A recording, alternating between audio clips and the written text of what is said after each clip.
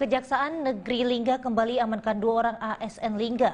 Dugaan tindak pidana korupsi belanja BBM Transportasi Laut APBD 2022 total UABG negara yang dikorupsi mencapai 2 miliar 64 juta 917.500 rupiah. Kedua tersangka terancam hukuman seumur hidup.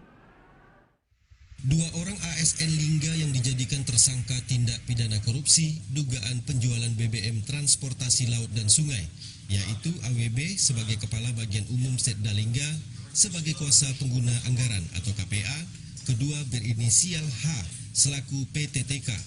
Peningkatan status kedua tersangka oleh Kajari Lingga pada hari Selasa 12 September 2023. Setelah dilakukan pemeriksaan sebagai saksi pada kasus dugaan tindak pidana korupsi belanja BBM transportasi laut dan sungai, Kepala Kejaksaan Negeri Lingga Rizal Edison mengatakan dari hasil pemeriksaan yang dilakukan Kejaksaan Lingga terdapat temuan tindak pidana korupsi yang menaikkan status ke tersangka. Dan juga telah ditemukan adanya kerugian negara yang total berdasarkan hitungan dari auditor itu sebesar 2 miliar 64 juta rupiah, yang kemudian telah kita usahakan pengembalian kerugian itu hanya diterima sebesar 157 juta rupiah. Dalam waktu dekat akan kita segera lakukan pemberkasan.